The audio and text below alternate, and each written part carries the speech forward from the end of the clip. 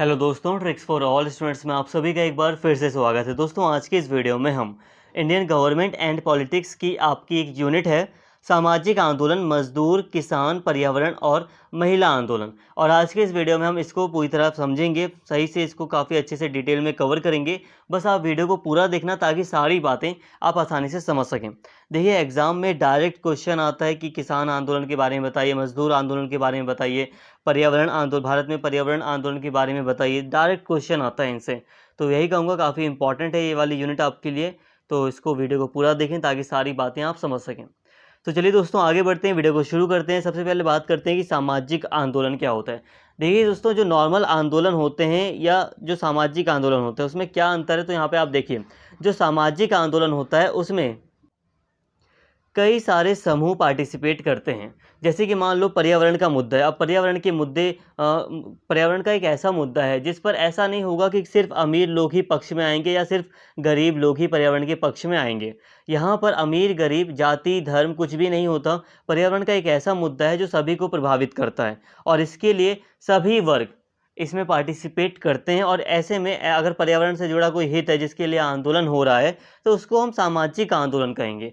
उसी तरह मजदूर, किसान, महिला आंदोलन भी होते हैं। तो ये सब के सब सामाजिक आंदोलन होते हैं। इसमें एक बड़ा समूह पार्टिसिपेट करता है, सबसे बड़ी बात। और यहाँ पर ऐसा नहीं होता कि कोई धर्म विशेष से संबंधित लोग इसमें शामिल हैं, या फिर ऐसा भी नहीं है कि कोई जाति विशेष से संबंधित लोग शामिल हैं, या ऐसा नहीं है कि इसमें अमीर या गरीब लोग, ऐसा कुछ भी नहीं होता। यहाँ पे मतलब जो हित होता है वो अधिक से अधिक लोगों को प्रभावित करता है। तो आई होप आपको यहाँ पर हल्का सा सामाजिक आंदोलन का मतलब समझ में आया होगा। बाकी मेन क्या है, मेन यहाँ पर ये चारों आंदोलन हैं। इन चारों आंदोलन को आपको पढ़ना है, डायरेक्ट इनसे एग्जाम में क्वेश्चन आते हैं। और सबसे पहले अब हम बात कर रहे हैं कृषक आंदोलन की। देखिए दोस्तों, ये जो कृषक आंदोलन रहा है ये भारत में स्वतंत्रता से पहले भी हुआ है और स्वतंत्रता के बाद भी हुआ है, इसीलिए हम इसे काफ़ी डिटेल में कवर करेंगे। अब बात करते हैं कृषक आंदोलन की। तो देखिए, अब कृषक कौन है, तो जो भूमि पर आश्रित हैं, जो भूमि से अपनी आजीविका चला रहे हैं, उन्हें हम कृषक के रूप में पहचानते हैं। सामंती संरचना से कृषक संरचना तक तथा अर्ध सामंती संरचना से पूंजीवादी संरचना तक काफ़ी परिवर्तन हुआ है। 1960 के दशक से कृषि उत्पादन निरंतर बाजार अभिमुखी होता गया। ग्रामीण क्षेत्रों में गैर कृषि आर्थिक क्रियाओं का विस्तार हुआ है। इस प्रक्रिया में न केवल ग्रामीण शहरी विभाजन अस्पष्ट हुआ है, बल्कि संरचना, वर्ग स्तर या चेतना के संदर्भ में कृषक समाज की प्रकृति में महत्वपूर्ण बदलाव आए हैं। लेकिन हाँ, आज भी भारत में अधिकतर लोग कृषि पर निर्भर हैं। देखिए दोस्तों, अगर हम बात करें कृषक आंदोलन की, भारत में स्वतंत्रता से पहले भी कृषक आंदोलन हुए हैं और स्वतंत्रता के बाद भी हमने कृषक आंदोलन देखा है। अब यहाँ पे हम कृषि की बात करें तो कृषकों की थोड़ी स्थिति की बात करें तो इसमें लंबे समय से कई सारे परिवर्तन भी हुए हैं। जैसे कि पहले भारत में सामंती व्यवस्था थी। हालांकि यूरोप जैसी सामंती व्यवस्था नहीं थी, लेकिन फिर भी जो बड़े जमींदार थे, जो बड़े व्यक्ति थे गाँव के, या जो पूरे इलाके के जो बड़े व्यक्ति थे, उनका काफ़ी ज़्यादा प्रभुत्व था। और जो अधिकतर किसान थे वो भूमिहीन थे, ठीक है, उनके पास ज़मीनें ही नहीं थी। तो कई तरह से उनका शोषण भी हुआ है समाज में, और ऐतिहासिक रूप से कई तरह से किसानों का शोषण भी हुआ है। तो आज के टाइम की अगर हम बात करें तो लंबे समय में बहुत सारे परिवर्तन देखे गए हैं। पहले जो खेती हुआ करती थी, जो वो सिर्फ अपने लिए ही किसान उगाया करते थे ज़्यादातर, या ज़्यादातर जो मतलब सरकार है उसी को अपना अनाज दे देते थे। बट अब हम देख रहे हैं कि पूंजीवादी संरचना भी इसमें शामिल हुई है। मतलब बाजार के लिए, मार्केट के लिए भी खेती की जा रही है। जो कृषि है, वो कृषि जो उत्पादन है वो निरंतर बाजार अभिमुखी होता गया है। बाजार अनुमुखी होने का मतलब है कि जैसे फ्री मार्केट होता है, कंपटीशन का मार्केट, तो उसमें आता रहा है अब। इसके साथ ही जो कृषक समाज है इसकी प्रकृति में भी बहुत परिवर्तन आ गए हैं। इसकी जो संरचना है, जो वर्ग संरचना है, जो मतलब इसकी इच्छाएं हैं, उसमें कई सारे परिवर्तन देखे गए हैं। तो ये सामान्य ही बातें हैं। अब हम आगे बात कर रहे हैं। अब हम बात कर रहे हैं वर्गीकरण की, कि किसान आंदोलन को कितने रूपों में वर्गीकृत किया जाता है। भारत में कृषक आंदोलनों को सामान्यतः उनके काल के आधार पर पूर्व ब्रिटिश या पूर्व उपनिवेशी एवं उत्तर स्वतंत्रता काल में विभाजित किया जाता है। देखो दोस्तों, नॉर्मली अगर हम बात करें तो जो वर्गीकरण है कृषक आंदोलन का, वो दो रूपों में किया जाता है। एक है पूर्व ब्रिटिश, मतलब जब ब्रिटिशर्स थे उस टाइम का जो काल था, उस टाइम का औपनिवेशिक टाइम पर जो कृषक आंदोलन हुए थे वो। और दूसरा था स्वतंत्रता के बाद, 1947 के बाद जो स्वतंत्रता हासिल हुई मतलब भारत को, उसके बाद जो आंदोलन हुए उसमें। तो दो प्रकार से नॉर्मली भारत में कृषक आंदोलन को हम डिवाइड करते हैं। इसके अलावा उत्तर स्वतंत्रता काल को कुछ विद्वानों द्वारा पूर्व नक्सलवाद एवं उत्तर नक्सलवाद कालों और या फिर पूर्व एवं उत्तर हरित क्रांति कालों में भी बांटा जाता है। देखिए, बड़े पैमाने पर हम बात करें तो भारत में कृषक आंदोलन को दो पैमाने पर बांटा जाता है। एक है दो प्रकार में बांटा जाता है। एक है पूर्व ब्रिटिशर का जो काल था, ब्रिटिशर्स का जो टाइम था, उस टाइम का जो किसान आंदोलन था वो, और दूसरा स्वतंत्रता के बाद, ठीक है, स्वतंत्र भारत में जो किसान आंदोलन हुए हैं वो, ठीक है, स्वतंत्रता के बाद। लेकिन भारत में बहुत सारे विद्वान ऐसे हैं जो ये जो स्वतंत्रता के बाद जो किसान आंदोलन है इसको दो वर्गों में बांट देते हैं, इसको भी दो वर्गों में बांट देते हैं। नॉर्मली बड़े पैमाने पर तो एक ये हो गया, एक ये हो गया, लेकिन स्वतंत्रता के बाद जो आंदोलन हुए उसे भी दो प्रकार से बांट देते हैं बहुत सारे विद्वान, जैसे कि पूर्व नक्सलवाद और उत्तर नक्सलवाद। मतलब नक्सलवाद से पहले और नक्सलवाद के बाद। तो नक्सलवाद से पहले किस तरह के आंदोलन हो रहे थे उसमें बांट देते हैं कई लोग, और नक्सलवाद के बाद किस तरह के आंदोलन हुए हैं, किसान आंदोलन, ऐसे में भी उत्तर स्वतंत्रता काल को बांटते हैं।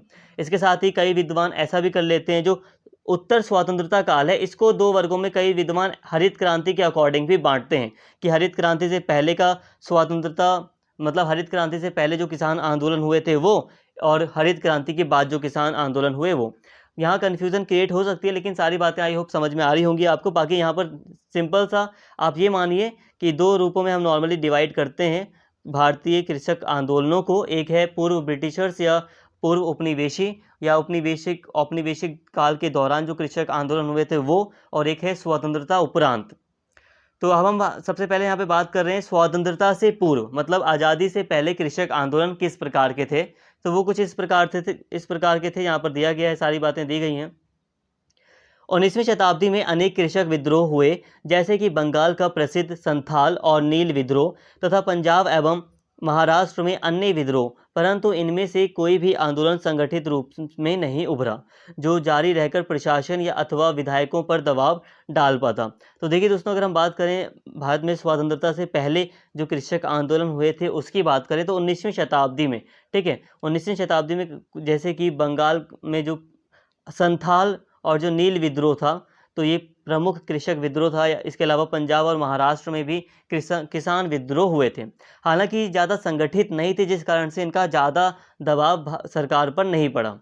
इसके अलावा गांधी जी तथा उनके समर्थकों ने 1917 में नील खेतीहरों की मांगों के विरुद्ध चंपारण बिहार में कृषकों को संगठित किया तथा 1918 में गुजरात में गांधी जी ने गुजरात के खेड़ा में, आपको याद होगा, गांधी जी ने भूमि कर की वसूली के विरोध में प्रसिद्ध खेड़ा सत्याग्रह का संचालन किया। 1928 में भूमि कर अधिनियम के विरोध में सरदार पटेल ने बारडोली सत्याग्रह का संगठन किया। तो यहाँ पे कुछ बातें आपको याद करनी पड़ेंगी, जैसे कि सरदार पटेल ने बारडोली सत्याग्रह का संगठन किया 1928 में, गांधी जी ने 1918 में खेरा सत्याग्रह चलाया था भूमि कर के विरुद्ध। इसके साथ ही 1917 में नील खेती हरों की जो मांगे थी उसको पूरा करने के लिए भी किसान आंदोलन हुआ था, ठीक है, गांधी जी के नेतृत्व में। बहुत बड़े पैमाने पर नहीं था, लेकिन हाँ, गांधी जी ने वहाँ के जो खेतीहर थे उसे संगठित करते हुए वहाँ पर दबाव डाला सरकार के ऊपर। तो ये सामान्य बातें थी। इसके साथ ही स्वतंत्रता से पूर्व कृषक आंदोलनों के लक्ष्य एवं उद्देश्य। अब ये जो स्वतंत्रता से पहले जो किसान आंदोलन हो रहे थे उसके क्या उद्देश्य थे, क्या लक्ष्य थे। तो देखिए, सामंतवाद के हर रूप की समाप्ति, मतलब जो जमींदारी वगैरह वाली जो व्यवस्था थी उसके हर रूप की समाप्ति की जाए। इसके साथ ही आर्थिक शोषण से पूर्ण मुक्ति, जो आर्थिक शोषण था, अत्यधिक जो कर की जो व्यवस्था थे, टैक्स लिए जाते थे, उससे पूर्ण मुक्ति मिले। इसके साथ ही उत्पादक वर्ग के लिए मूलभूत आर्थिक व राजनीतिक शक्ति, जो उत्पादक वर्ग है उसमें उसकी कुछ आर्थिक शक्ति, यानी कि वो आर्थिक रूप से पैसे के मामले में थोड़ा मजबूत हो, राजनीतिक रूप में भी उसकी भागीदारी बढ़े। तो ये प्रमुख लक्ष्य और उद्देश्य थे स्वतंत्रता से पहले जो कृषक आंदोलन होते थे उनके। तो यहाँ तक आपको सामान्य बात समझ में आ गई। अब हम बात कर रहे हैं यहाँ पर उत्तर स्वतंत्रता काल, मतलब उत्तर स्वतंत्र काल, लक्ष्य एवं उद्देश्य।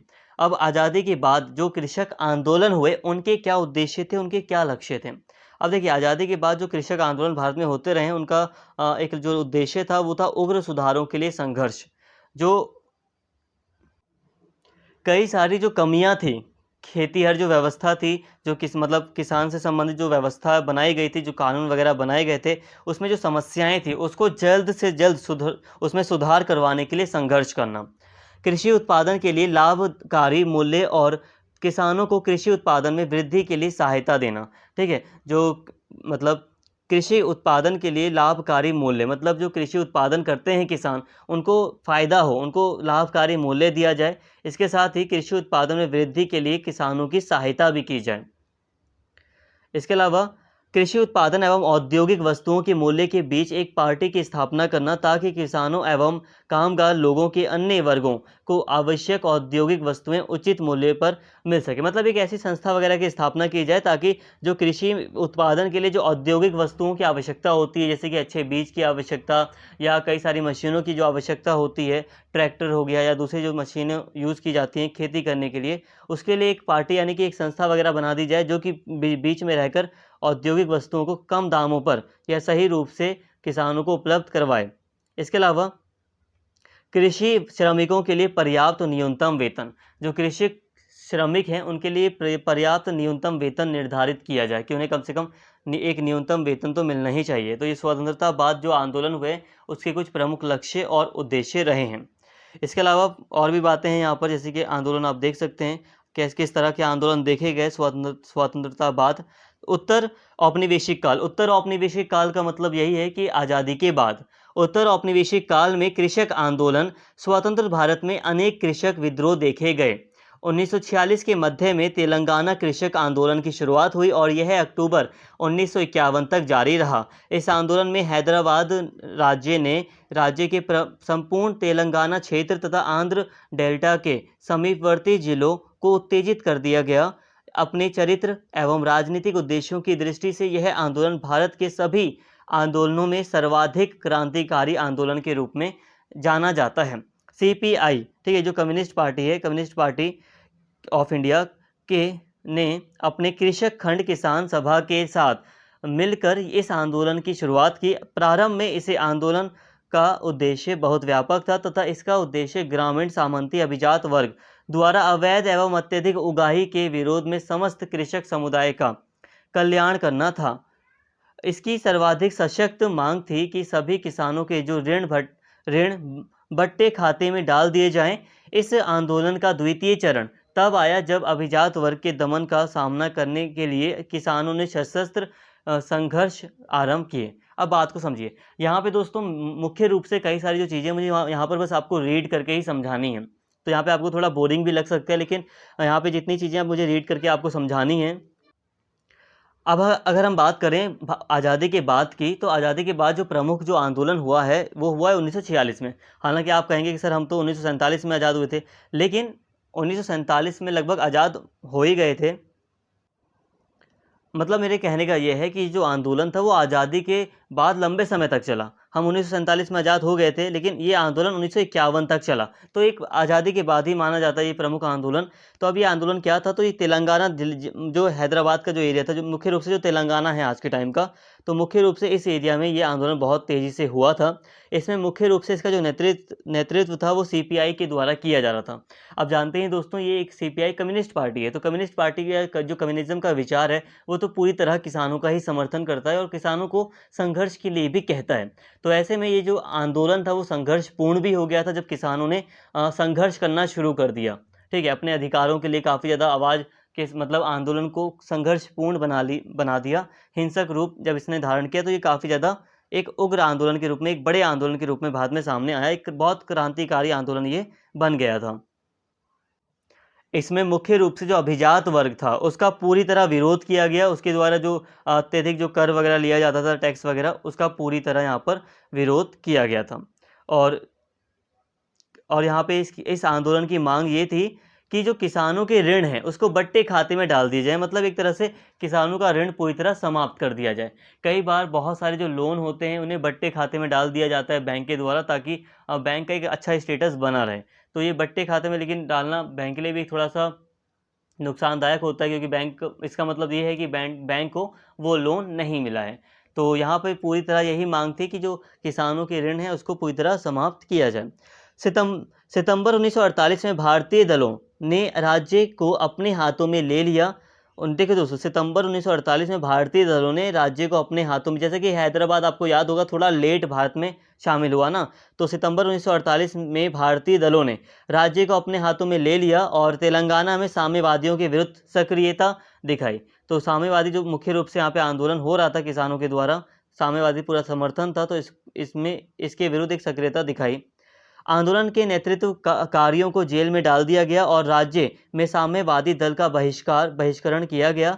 यह एक भूमि संघर्ष था जिसमें भूमि संपन्न कुलीन वर्ग की सेना द्वारा अनेक कृषक मारे गए और बाद में भी हैदराबाद राज्य की भारतीय सेना द्वारा अधिग्रहण के पश्चात भी अनेक किसान मारे गए।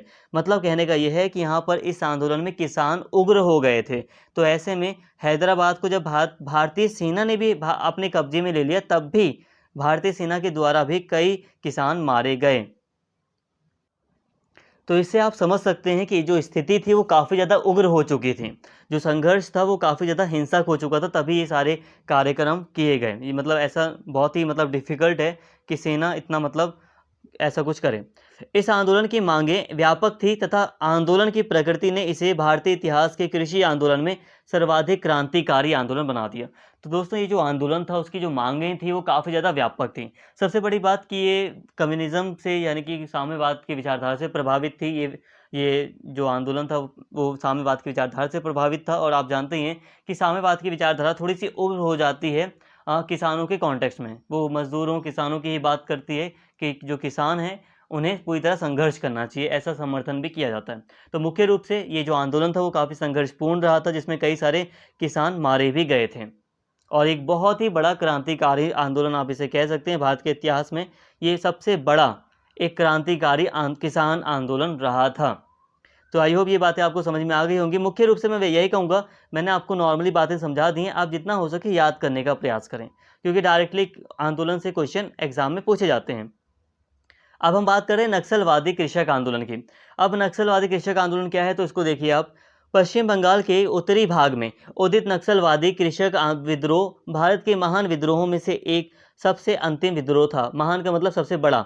सबसे बड़े जो विद्रोह हुए हैं उसमें नक्सलवादी एक बहुत बड़ा विद्रोह रहा था, और एक अंतिम विद्रोह भी आप इसे कह सकते हैं, एक अंतिम बड़ा विद्रोह। इसकी शुरुआत उत्तर औपनिवेशिक भारत में हुई तथा इसका नेतृत्व CPIM मतलब कम्युनिस्ट पार्टी जो है, मार्क्सवादी कम्युनिस्ट पार्टी, उसके उस दल ने किया।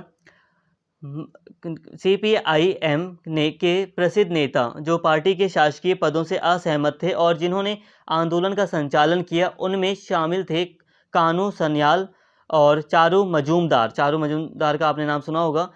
इसका उद्भव पश्चिम बंगाल के पूर्वी हिमालय की पादगिरी मतलब निचली जो पहाड़ियाँ हैं, पादगिरी का मतलब निचली पहाड़ियाँ, यह स्थान नक्सलबरी के नाम से जाना जाता है, जो दार्जिलिंग जिले के सिलीगुड़ी के प्रविभाजन के अंतर्गत आता है। नक्सलबरी, खारीबरी, फांसी देवा, इन 3 पुलिस चौकी क्षेत्रों में आंदोलन ने आतंकी मोड़ लिया। इस क्षेत्र के भूमिहीन किसानों का लंबे समय से यह दावा था कि उनकी भूमि का चाहे संपदा एवं संपन्न कृषकों द्वारा अतिक्रमण किया जा रहा है। इस भूमि क्रांति का उदय 1967 के अप्रैल माह में हुआ और यह संपूर्ण सिलीगुड़ी इलाके में पूरी तेजी से जून माह तक चला।